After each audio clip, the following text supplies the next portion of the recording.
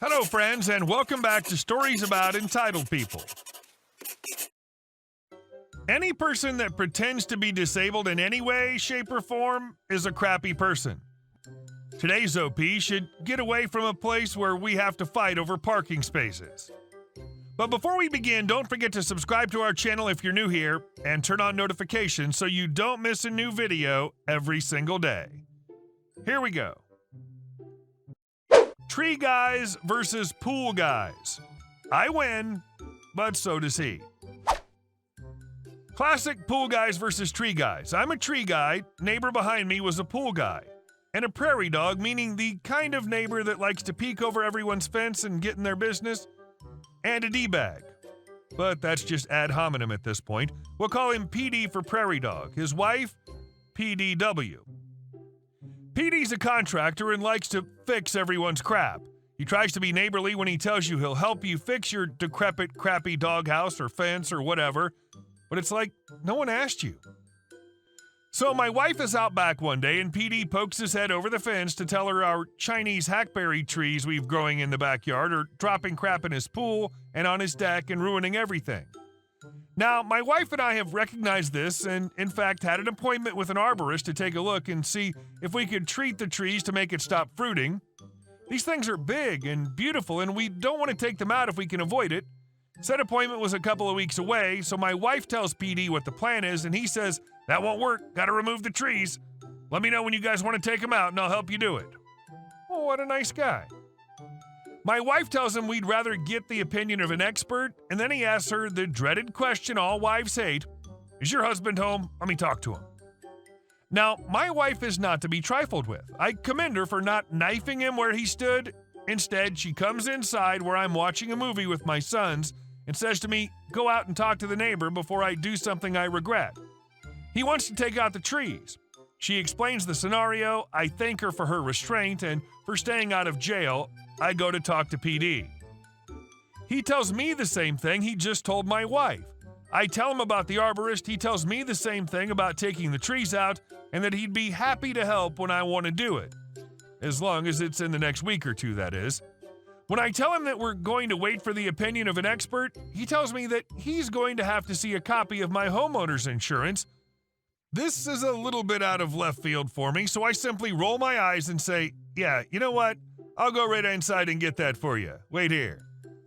He knows I'm being sarcastic at this point and tells me that the trees have to come out because the roots are growing on his side and there's no way they can stay. So now we're talking about two different problems here, and I say, I'm not going to make any decisions here and now. I'm going to have an arborist look at it, and I'll let you know what he says. I go back inside and leave PD standing there in his Oakley wraparound sunglasses. The next day, I'm sitting in my backyard enjoying a cold drink and barbecuing up some meat to enjoy.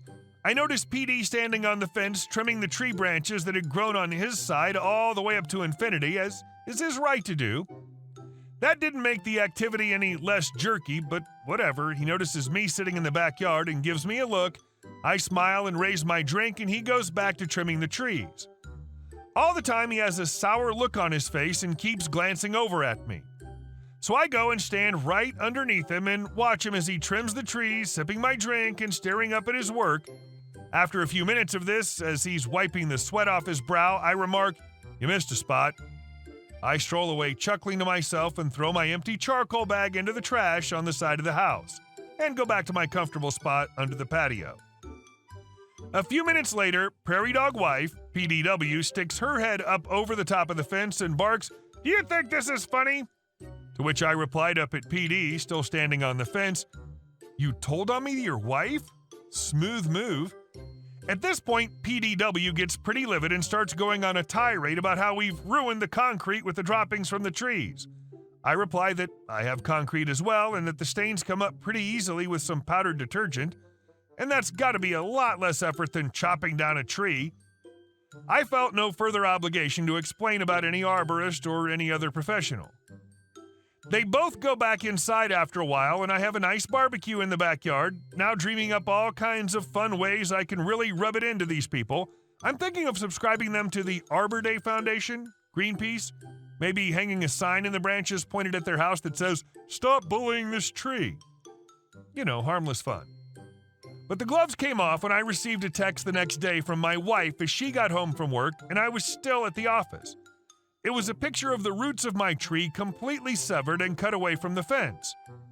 My wife had a few choice words to say about it, so I came home and called my local police department. Now, I live in a decent-sized city, but the city services are all kind of like Mayberry, where everyone knows each other and still gives you that small-town feel. I like that. So when I called up, the dispatcher on the non-emergency line offered to let me speak to an officer right away. When I tell this officer the story, he asked me, "Wait a minute, so this guy set boots on your property and cut the roots to your tree?" I say yes, and ask him what he'd do if he caught somebody in his backyard with a reciprocating saw in his hand. The officer tells me he'd better not advise me on this. I chuckle and tell the officer, "Message received." Then he asks me for the PD's phone number so he can call him up and ask him about what happened personally. I happily oblige him and give him PD's number, which PD had graciously given me to call when I was ready to have him help me take the trees out, and the officer tells me he'll call me back as soon as he's spoken to PD. Less than a half hour later, I get a call back from the officer who tells me, "Well, he cut your roots. That much is for sure. He admitted it to me, but he claims that he did it from his side of the fence." Now, I don't know how that's possible without having the world's longest arms, because your backyard fence has to be 6 or 7 feet tall, right? I laugh. He continues, "Because he admitted it, he's liable if the tree dies." I don't know if you've investigated tree law, but it's really expensive to replace a tree, and you could have a lot of fun suing him over that. I don't think he's going to be bothering you about this tree anymore, because he and I had a nice chat about it. I start laughing my head off and tell the officer that tree isn't going anywhere. It's a Chinese hackberry tree. It'll survive to the end of the world. To which the officer replies, "I wouldn't tell him that if I were you." I never heard from PD about those trees ever again. Eventually, we had the trees treated so they stopped dropping crap everywhere, but I waited until PD moved away before removing the trees entirely. The root system was getting a bit out of control, and they started affecting the next-door neighbors that I actually like. I wouldn't want to cause them any damage. They're nice people, after all. I should have called my former neighbor to help out. "Hey, Prairie Dog, I'm ready to take the trees out. Can you help?" He was too stupid to get to the root of the problem right away, but eventually he moved, so the trash took itself out. And our second story. Entitled mother calls my fiancé a terrorist. Context. My fiancé is the son of Israeli immigrants and has fair skin along with dark hair and speaks fluent Hebrew and Arabic. We're due to get married next year. Yay! I've been learning to speak Hebrew since we usually flirt in that language. This happened a few years ago. The cast is as follows. EB, entitled B/mom. F, fiancé. CK, cool kid. The kid was pretty chill. M, manager. Me. My fiancé and I were out shopping at a small grocery store in our area, and while picking out some fruit, we started talking in Hebrew. We were calling each other cute pet nicknames and just being dorks when CK gets our attention. CK, "Excuse me." Fiancé, "Yo, what's up, little buddy?" We both assumed he may have been lost. CK, "What are you speaking? I don't understand any of those words." CK might have overheard our conversation and got curious, but neither of us minded. We explained to him that we were speaking Hebrew, and we even taught him how to say hello and thank you in Hebrew. CK seemed content, and I'll admit it made us smile. About 2 minutes later, EM shows up with CK. She taps my fiancé on the shoulder and with a bit of scorn in her voice asks in a snarky tone, "Why are you speaking like a terrorist to CK?" We were both shocked to hear this, and I honestly didn't know how to respond, but F didn't waste any time giving EB a piece of his mind. F, "Excuse me? But what exactly are you talking about?" EB, "You heard me. You're speaking that awful language to CK." In hindsight, Hebrew does sound a bit similar to Arabic, so I understand how she'd confuse the two, but jeez. F, "It's Hebrew, not Arabic. Being Arab doesn't make you a terrorist either." All I did was teach him a few words. EB, "You terrorists hate America." F is fairly butch, and we were holding hands. "It's bad enough that godless Obama let you people in. Now I gotta shop with them? Trump's going to build the wall, and I pray you all get shot." At this point, F is fuming and looks ready to kick EB right in the jaw until manager shows up. M. What seems to be the issue here? EB. These two tried to blow up the store. Wish I was lying, but she actually said that. They tried to kidnap my kid. Have them arrested. Manager, with a look of just complete indifference towards this lady, turned to us and asked if any of this was true, already knowing she was full of crap. F and I both told the manager what happened and security was called. By the time they got there, EB was railing us all with different slurs.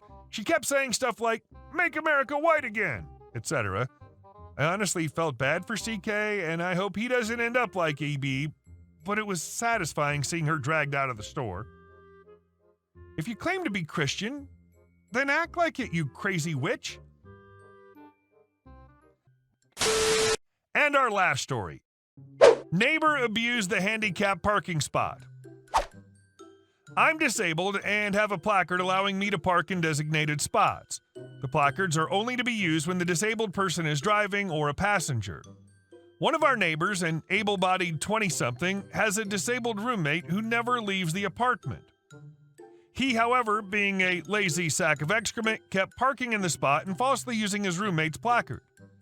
He would not move the car for weeks at a time while I had to slowly make my way in agonizing pain to my door. I even fell a couple of times because I cannot walk far and can suddenly lose muscle tone. He was well aware of this. I got tired of reporting him and having nothing happen, so we bought a second car and have parked it in that spot.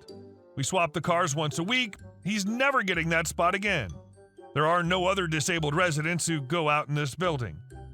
And there's nothing entitled about me using the parking place that I'm legally allowed to use while preventing its criminal misuse. Oh, and I do work full-time in a professional capacity, unlike the criminal. Hey guys, thank you all for watching the video. I'll see you in the next one.